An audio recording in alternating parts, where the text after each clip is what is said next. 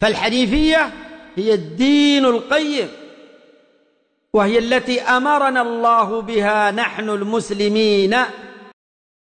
Le soleil, comme vous le savez, c'est une des créatures d'Allah subhanahu wa ta'ala. On n'adore pas le soleil, on n'adore pas la lune, comme Allah a dit. Dans la sourate... pardon. C'est quelle sourate déjà là? Sourate Fussilat, hein, si je ne m'abuse. Allah dit wa min ayatihi al-layl wan-nahar. Oui, sourate Fussilat. Au verset 37. Allah dit wa min ayatihi al-layl wan-nahar wash-shams wal-qamar la tasjudu lish-shams wala lil-qamar wasjudu lillahi allazi khalaqahunna in kuntum iyyahu ta'budun. In kuntum iyyahu ta'budun. Qu'est-ce qu'Allah dit là-bas dans le Coran?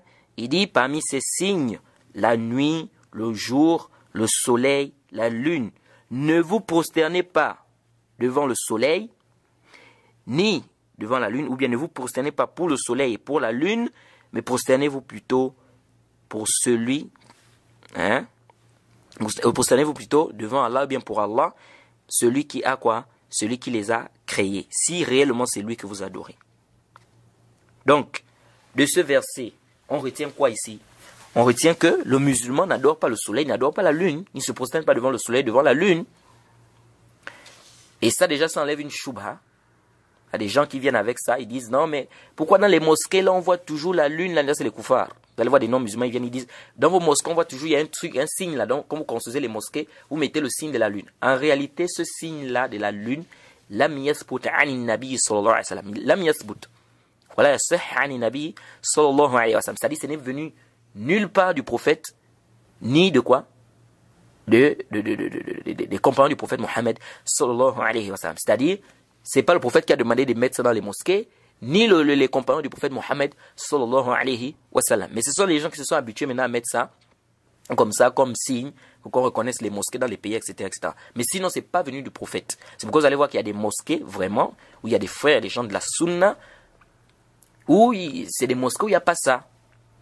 Où il n'y a pas ça. Maintenant, ça ne veut pas dire aussi que si vous voyez maintenant une mosquée où il y a ça, ça veut dire que c'est une mosquée des gens de bid'a. Non. Parce que les mosquées, comme vous le savez, ça peut être construit par des gens, des sectes, ça peut être construit par des gens de la sunna, ça peut être construit par des gens qui ont de l'argent et qui ne maîtrisent pas aussi les ahkam et tout, etc., etc. Mais bref, ce n'est pas venu dans la sunna que quand on construit une mosquée, on doit mettre quoi? On doit mettre la lune ou bien le signe de la lune, etc. Ça, c'est pas venu dans la sunna. Maintenant, il y a des gens qui viennent et disent, mais oui, donc ça veut dire que vous adorez la lune. Tout de suite, tu fais une réplique dure avec le verset du Coran qu'on a cité dans Surat Fussilat, au verset quoi? Au verset 37. Où Allah a dit clairement parmi ces signes, le jour, la nuit, le soleil, la lune. Et il a dit de ne pas se prosterner devant quoi? Le soleil et la lune. Ou pour le soleil et la lune. La tasjudu lishams, wala lil qamar. Le verset est plus que clair. Wasjudu lillahi lazi khalaqahunna in kuntum iyyahu ta'budun. Donc le verset est plus que clair. Donc ici, on n'a pas besoin de beaucoup débattre. Le texte est là, ça nous montre clairement que le musulman n'adore pas quoi? Le soleil ou la lune.